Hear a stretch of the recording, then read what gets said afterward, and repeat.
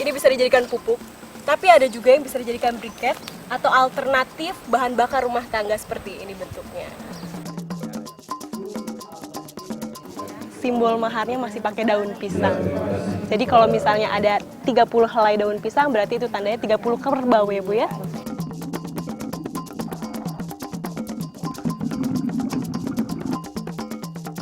Ini yang bikin karang-karang cepat mati.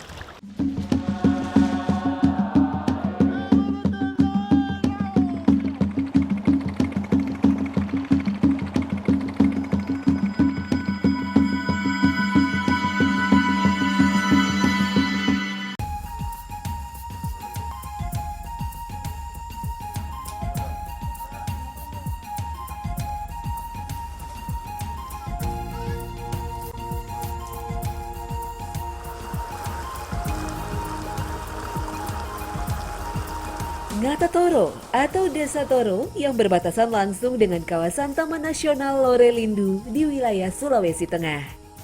Kawasan ini adalah belantara yang menjadi dinding pelindung di mana suburnya tanah menjadi penopang kehidupan masyarakatnya.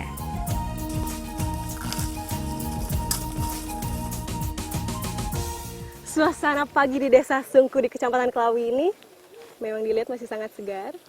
Nah, di sini salah satu sentra pangan beras dan juga jagung.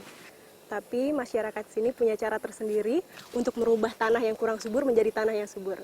Tapi sebelumnya, saya mau panen dulu sama ibu-ibu. Istilah hanya seumur jagung di masyarakat Indonesia lahir dari gambaran pendeknya masa tanam hingga masa panen tanaman jagung. Ya, tanaman yang menjadi sumber pangan selain beras ini hanya membutuhkan waktu 4 bulan lamanya hingga akhirnya bisa dipetik para mama untuk dimanfaatkan sebagai olahan. Meski nama jagung begitu populer di Nusantara, namun tanaman ini bukanlah tanaman asli Indonesia. Meksiko dan Amerika Selatan adalah negara asal tanaman jagung.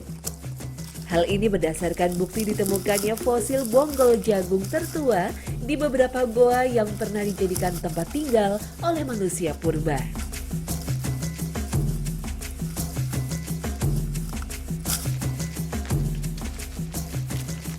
Ya, walaupun jagung memang bukan asli Indonesia, sejarahnya memang bangsa Portugis yang membawa jagung ini ke Indonesia. Tapi di sini yang memperkenalkan jagung itu adalah suku Bugis. Alatnya unik. Nih. Cuma bambu yang diruncingkan atasnya. Ini fungsinya buat mencokel dari kulit-kulitnya ini.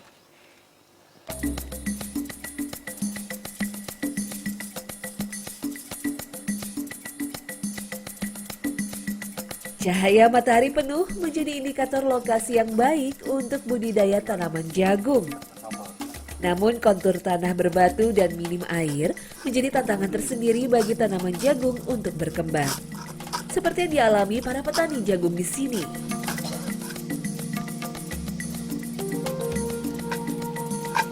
Walaupun tadi jagung-jagungnya sudah mengering di pohon-pohonnya, tapi kalau misalnya di sini harus dikeringkan lagi dari 3 sampai 4 hari sampai benar-benar mengering seperti ini, biar mudah untuk dipupil. Nah, tapi yang saya ambil bukan jagungnya, melainkan ini. Tada! Limbah dari panen jagung, bonggol jagungnya. Karena di sini katanya bisa buat pupuk dari sebuah bonggol jagung.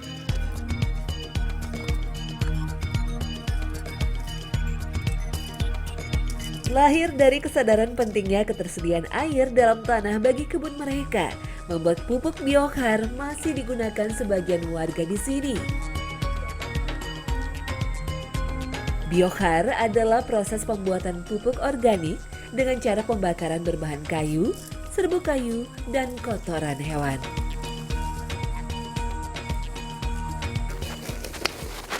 Nah, ini bonggol-bonggol jagung ini masukkan ke dalam lubang di tanah. Disinilah proses pembakaran biochar itu sendiri. Selain menyuburkan tanah, ini juga bisa mengurangi limbah perkebunan.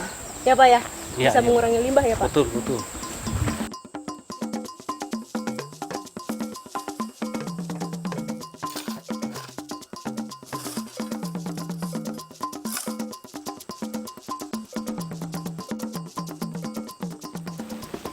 Nah, ini yang setelah sudah jadi, ini bisa dijadikan pupuk.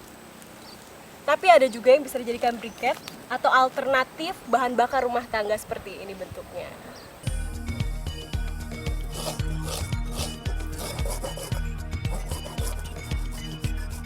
Tingginya kandungan karbon dalam bonggol menjadikan pembakaran briket dari arang bonggol jagung menghasilkan api dan kalori yang lebih tahan lama.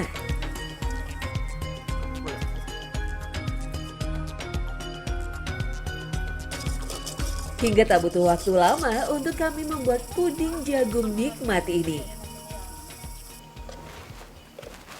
Nah ini saya sama Bu Lita sama Kak Ulfa lagi buat puding jagung.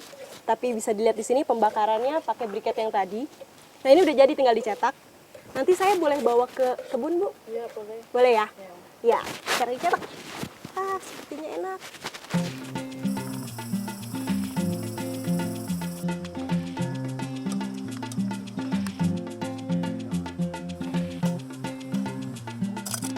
Kekurangan air dalam masa pertumbuhan jagung bisa berakibat menurunnya kualitas jagung ketika panen nanti. Disinilah peranan pentingnya arang bonggol jagung. Arang bonggol digunakan untuk menyuburkan kembali tanah-tanah tandus yang minim kandungan air.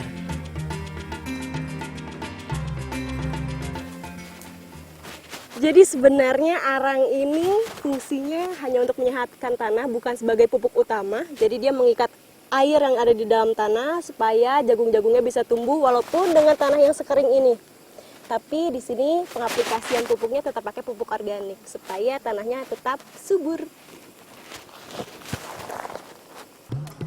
Kini bagi para petani jagung di Ngata Toro, tanah kering tak lagi menjadi masalah. Penggemburan secara tradisional dengan menggunakan arang bonggol jagung sangat mudah dilakukan.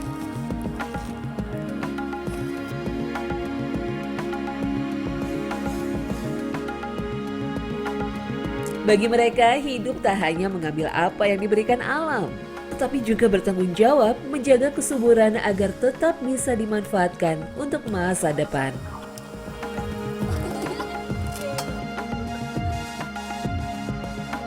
Nah ini yang saya selalu suka dari masyarakat di sini, Ngata Toro selalu ada ide kreatifnya untuk menjaga lingkungan di sekitarnya. Kayak tadi cuma dari arang bisa menjeburkan tanah yang kering menjadi subur kembali. Tapi nggak cuma tanah yang mau subur, saya juga mau. Ambil dulu ya Bu. Iya. Ini lembut banget. Sama rasanya kayak puding biasa, tapi ini kaya akan jagung. Nah bagi penderita diabetes yang mau mengganti karbohidratnya, ini bagus. Pakai jagung karena tidak mengandung gluten sama sekali.